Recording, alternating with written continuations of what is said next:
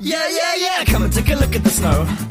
Bright white as far as your eyesight goes. Come and take a look at the fields of snow. I'll just get my coat, then we're good to go. Come and take a look at the lake. Let's have a quick skate before it gets late. Come and take a look at the frozen lake. Put your clothes on, mate, don't make that mistake.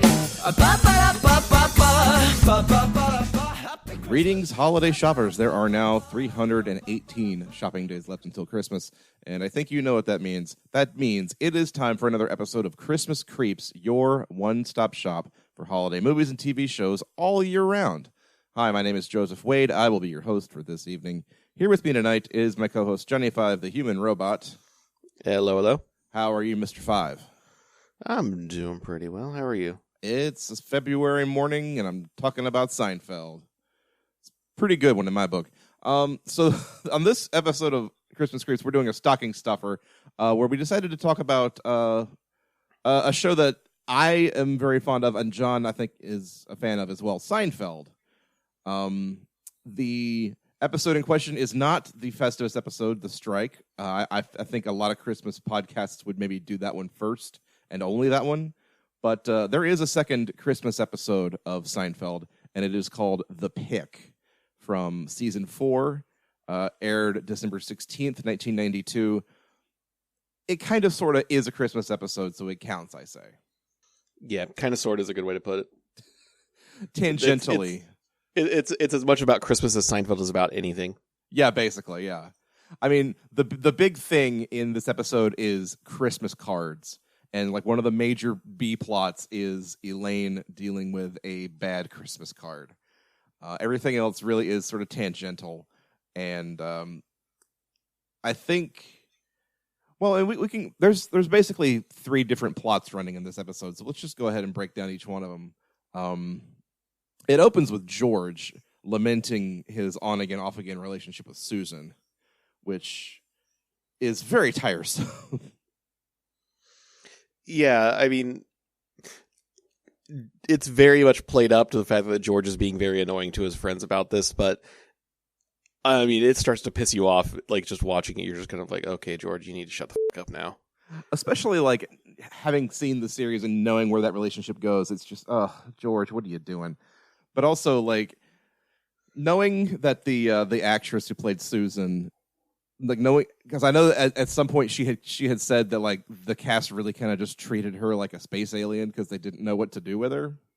Basically through her entire run of the show. And so when you see George just, like, agonizing over why, the breakup and how to get her back, and then maybe after he gets her back deciding, oh no, I don't actually want to do this. Like, it's this show really does Susan, like, dirty. And it's all because of George. But he's agonizing over this because they had just broken up. And Jerry, on the other hand, is now dating a supermodel that he met on an airplane in the previous episode. And it comes out that she is the model for a new fragrance called, I forget it, it's Ocean or Beach. One or the other. It's called Ocean. It's called, okay. Kramer's is called Beach. Hers is called Ocean. Right, because in another earlier episode, like, Seinfeld is actually, like, very like, it keeps the plot threads running very tightly, even though each episode is can stand on its own. You really do kind of have to know what's going on in Seinfeld, which is really strange. Yeah, for a show about nothing, there very much does, like, have a continual plot thread throughout it when it really shouldn't. Yeah, and like, each season has an arc, basically. Which I think that might be another part of its, like, subversion of everything sitcoms were doing at the time. Mm-hmm. Because look at, like, Full House. Not only is there learning and hugging at the end of every episode, but you can watch any given episode and not be lost, you know? You're not going to be like, wait, who's this character? What are they talking about? Because that doesn't matter. Yeah. And, like, or with Friends, even, like, the major plot of Friends is will they, won't they, regarding any 2 of the friends. So as long as you know that going in, it's like, it doesn't matter what the plot is. But then with Seinfeld, like, they do really commit to having, like season-long arcs and making sure that these things are tended to in every episode. So, like, George's thing with Susan and Kramer's thing with Calvin Klein, it's like, it's very tight as far as a sitcom plot goes. Almost to the point where, like, if you're not watching this sequentially or if you haven't seen the other episodes, it's very strange. But I mean, I've not caught too many Seinfelds, especially not very recently. And I think most of the ones I've watched, did they stop the stand up at the beginning shtick about like halfway through the run or something like that? I think so. I think at a certain point they just give up on that.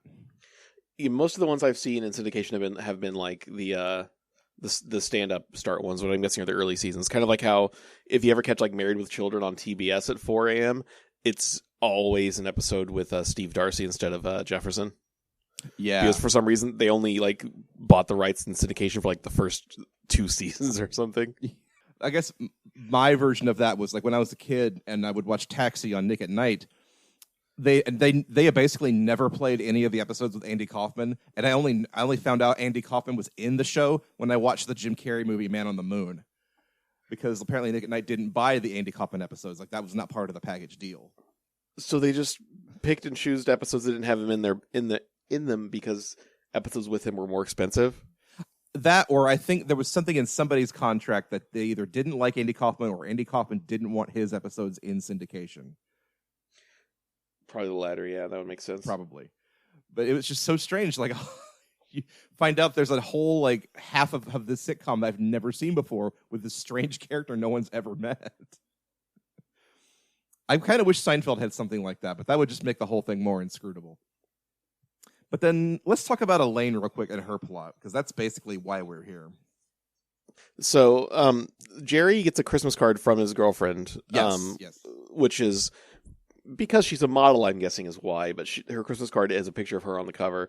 You see families do to send to other family members, but she's just, hey, it's a picture of me. Here, enjoy, everybody. But it also looks like it's been, it also looks like it's been doctored up with like arts and crafts, because it looks like it has like a border and glitter around it, like something a child would make. Yeah, it very much looks like a homemade card. Not even like, oh, I sent this off to whatever the 1992 equivalent of Vistaprint is. Yeah, I think the answer is it was a prop that they didn't think anybody in 2020 would have a close look at. Yeah. Anyway, Elaine starts to get kind of like, envious isn't quite the right word, but she's like, oh, I should do that. That's a good idea. And Kramer offers to take her picture. Which is her first mistake. Yes. Just believing that Kramer, even if Kramer knows how to do something, just believing that it's going to go well. Yeah, just believing he's competent at anything. But he has camera equipment in his apartment, so Elaine and Kramer, they leave. And as they're leaving, they're having some sort of argument. She's like, "Oh no, what am I going to wear?" He's like, "Oh no, we got wardrobe. We'll improvise." And I think from later what he ends up doing is gets her to change into like some sort of button-up shirt. Maybe, because that's the thing I started wondering was like the logistics of how, because what happens is Jerry gets the Christmas card from Elaine. He looks at it and he notices that she has a nipple exposed. And I'm trying to figure out the logistics of how that would work. Like, the only explanation or clue to it is when she's on the phone with her sister, she talks about like, you ever like, it's not that hard to forget a button or something like that, Right. Which I guess makes sense, but, and I'm not going to say I would need to see it because that sounds bad, but I just wish I could visualize in my head what that looks like. Yeah. Or like what kind of a pose she was in or what thing she was wearing that would expose a nipple like that. I don't know. But then the drama comes, or the turn comes, when she realizes she has sent this Christmas card to like 300 people. Yeah. Like, I don't even know 300 people, but I would not send a Christmas card to, my mailman.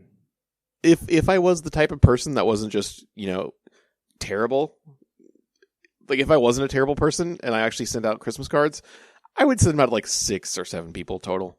Mm-hmm. Yeah. Like a few family members, a few friends, and that would basically be it. Yeah. But I guess a young professional living in New York City knows a shitload of people. So that's all I can think.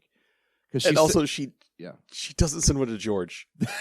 that to me is the best part of the whole joke, is that she doesn't send one to George. Well, they like, the show's done like plots with that too, where like George and Elaine are alone together and they don't know what to say to each other because like they're not really that close of friends. Yeah, their only common thing is that they both know Jerry. Yeah, and so when like the one episode where they are like stuck together, all they wind up doing is just talking on Jerry. But then as a result, like George doesn't get a Christmas card. Like he even goes to a therapist to talk about his issue with Susan, and she got a Christmas card. But I guess the therapist is Elaine's sister. Is that right? Or a friend? Or someone Elaine knows. So Elaine recommends him to that therapist. Yeah, so the Christmas card goes out immediately, and the therapist has it, and she like puts it on her table, and George is like, "There's a nipple," and also I didn't get one. My favorite part about that is they invite Kramer in, or not Kramer, but they invite Newman in to look at it, just as like an independent outside observer, and Newman immediately notices, and then that's it. He's done with the episode. Yeah, he doesn't giggle or say anything. He's just like, "Yep, that's it. Bye." Then my favorite image, which I think I'm going to try to put on the cover for this episode, is when Jerry's trying to tell Elaine, like, it's not that bad. He pulls his shirt up and shows her his nipples, and then Kramer pulls his shirt up and shows her his nipples too. And they're both just standing there, and Kramer's looking at Jerry like, yeah, what are we doing? It's which to comparison, that would be like if like you like shit your pants in the subway and someone's just like, sure, everybody poops. Well, it's that scene from Billy Madison where the kid pees himself, and then someone's like, all the cool kids pee themselves. That's what that scene is. That's probably where they got it, is from this episode. Dear Lord. Good Lord, man. But yeah, like Christmas cards in general are just such. I'm not gonna say they're an odd phenomenon because I mean maybe we're the weird ones who just don't do that kind of thing. We're killing the Christmas card industry. I know. I mean, dirty millennials dirty millennials are killing the bespoke craft Christmas card industry. Like, I'll just go buy a freaking Hallmark one and send it. That's fine. But no, like that's a thing that like real families do. They don't go to their neighbor's friend who has a camera. They go to like a professional studio to have a picture made. Yeah, which that's really Elaine's mistake here. But like you get Christmas cards of a family with their 2 kids and in a very nice backdrop with like the lasers and the clouds and stuff. The real 90s bullshit. Yeah, and their sweaters are all matching. Yeah, and they're all like the cable knit sweaters with the reindeer on them or something. Yeah, I hate it. Are we terrible for not liking this phenomenon? Are we the weird ones here? Or if you send me a Christmas card, all it does is I get an email from the post office saying there's something in my mailbox, and then I go out to the mailbox and get it. Yeah, like every Christmas at work, customers and clients send us Christmas cards, and we just hang them on the big bulletin board, in the break room. If I get a Christmas card at home in my office, I don't know where to put it. My refrigerator's already full. I don't know who's gonna see it if I put it on display, so I just don't know what to do with this thing. Unless you're going to be the kind of person who sends me like really weird stuff in the mail for Christmas, which I would kind of love. And if that's the case, you probably be a fan of like our friend over at Weird Christmas, who like on Twitter, all he does is post just strange old Christmas cards from like 100 years ago. It's actually a great account because people got wild with Christmas cards back in the day. So I'll put that in the show notes because that's a good time.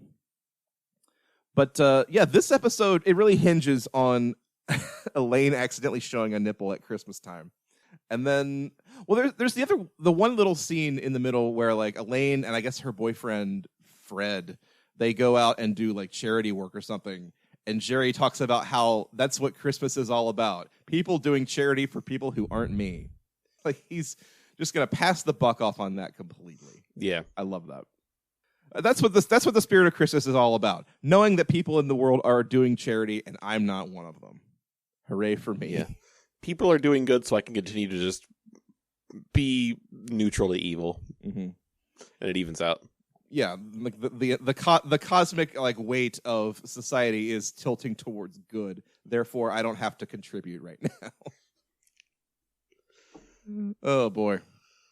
And then I guess the final like little bit of this episode is that Kramer has a meeting with Calvin Klein, not the actual Calvin Klein. Like they cast an actor to be Calvin Klein, but about his ocean or his beach fragrance, and he winds up being an underwear model.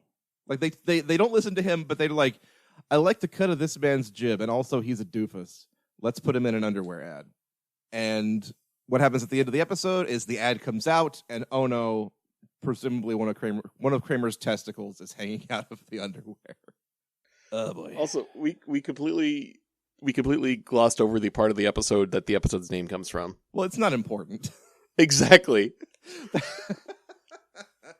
It is the most unimportant part of the episode. What happens is Jerry is like scratching at the side of his nose in a car, and his girlfriend is in the cab next to him, and from her angle, it looks like he's just basically knuckle deep up his nose. Yeah. And so she refuses to talk to him about it because she thinks he was doing a pick in public, as they put it. And then George gets back with his girlfriend, and then as soon as he starts going up to her apartment, he's like realizing, oh my god, I've made a horrible mistake. And so he starts picking his nose to get her to ask him to leave instead of just walking out or something. Yeah. And that kind of begins like the next part of like George's arc in the show, where he's trying to do anything and everything to like get Susan to break up with him. But it all starts with the pick. And he treats it like it's like a genius move that he discovered. Like, no, he just watched Jerry complain about not picking his nose. This is the thing with Seinfeld. Like, I'm just laughing talking about this show. Like, I think people are starting to sour on Seinfeld, and that bums me out. Yeah, I mean, it's a thing where you have to watch Seinfeld and not remind yourself, oh yeah, this is the guy that dates high school girls when he's like 40 or 50. Well, yeah, that's true. That would come later. But also, Yeah, I mean, it's Jerry dating. Jerry, even in the show, Jerry's like always dating a different supermodel or something. So as he gets older and as the show progresses, like that never stops. And I'm sure after the show, it didn't stop either. So they get older and he stays the same age? Pretty much, yeah. Yeah. Or the other way around? I ruined the joke. Jerry is also a time traveler. That's the great thing about going on dates as a vampire. They get older, I stay the same age. Count Wooderson. Boy. Count Seinfeld. Oh, boy. Yeah, I mean, Seinfeld is definitely starting to show its age, but I think episodes like this kind of keep it grounded a little bit. And people are always going to pick their nose. People are always going to, have a ball hanging out at some point. People like George are always going to want to be out of a bad relationship. It's just, it's universal. It's very, I'm not going to say timeless because it's very 90s, but also like it's still relatable, I guess. Yeah, I have to say the fact that it's not really about anything very much helps it in its favor. Like, it's not going to have some weird schmaltzy lesson at the end of it that was even at the time a cliche because it just doesn't have lessons. Right. It's the whole no hugging, no learning kind of thing. That Always Sunny wound up picking up and like running with, and is still running with. Yeah, I think the biggest difference between the two of them is with Always Sunny, usually they're only in the end terrible to each other. Yeah, where Seinfeld is more like, no, we're sociopaths. Yeah, like we will sit in our little think tank that is Jerry's apartment and come up with like terrible ways to treat people, and then we'll go out into the world and like put them into action, basically. And on Always Sunny, they'll do the same thing, but their immediate instinct is to turn on each other. Yeah, they will always eat themselves alive. And that's what matters. Like the four people on Seinfeld, aside from Elaine and George, like actually seem to care about each other. Maybe. Actually, I take that back because no, I don't think they do. I really don't. They're just the only people that each other can stand. Yeah. I think the final episode made that clear. Was that they are all of them are the only people that can stand the rest of them. Yeah. I think that's what the judge even says, like, you four deserve each other. Yeah. But so it's not really a Christmas episode, but it's the closest Seinfeld would come until the strike. And the strike is like the big one.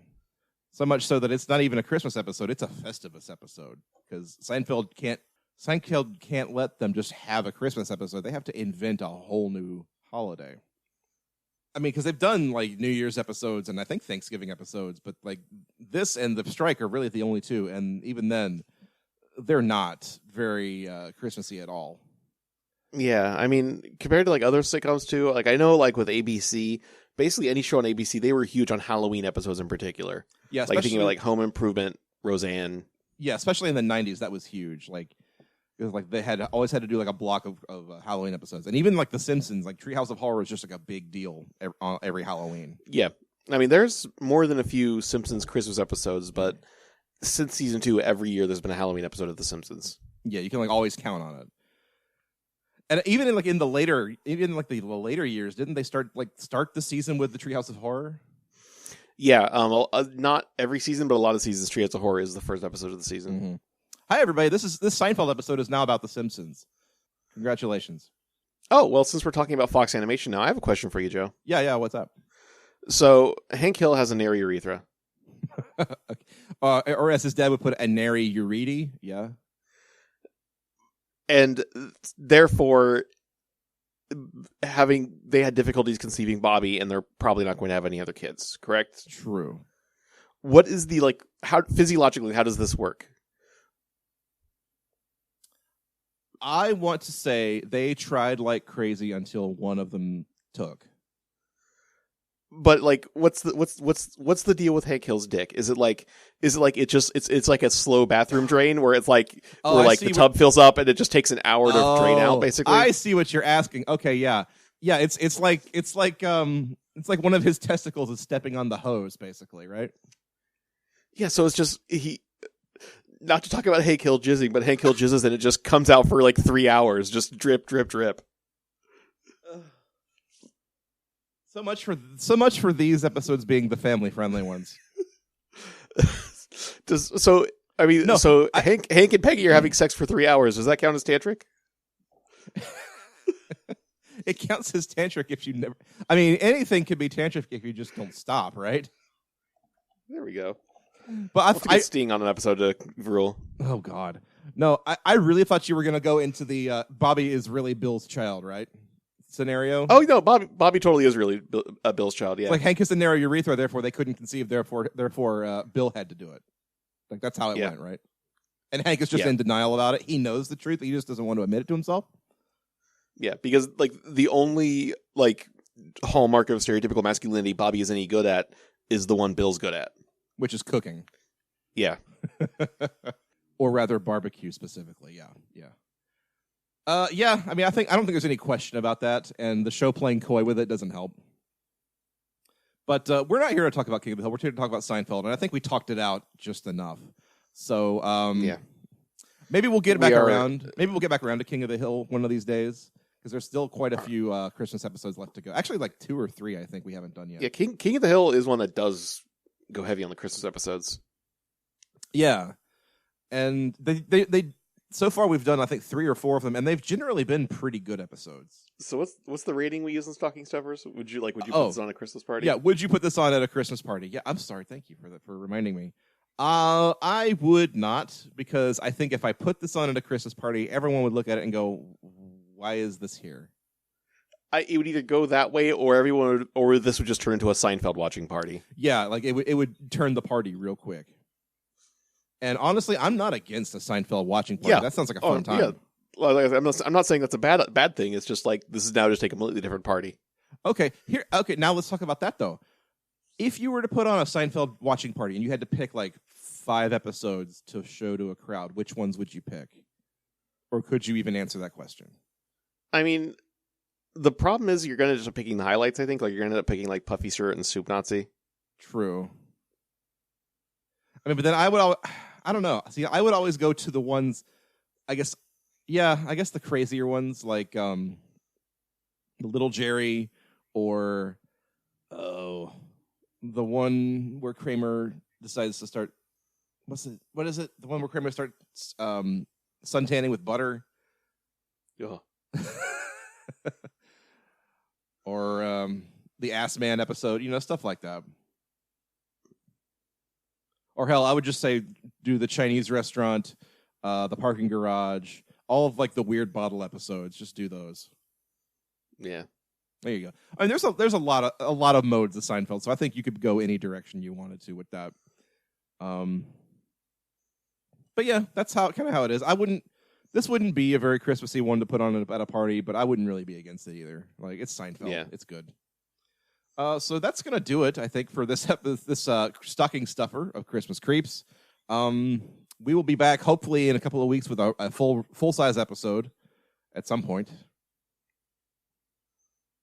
But until then, you can email any questions or comments or recommendations for future episodes to xmascreeps@gmail.com, or you can follow us on Twitter @ChristmasCreeps. Is there anything I am forgetting? If you are, I'm forgetting it too. Well, in that case, I think that's going to have to do it. So for Christmas Creeps, I'm Joseph Wade. I am Johnny 5, the human robot. Giddy up.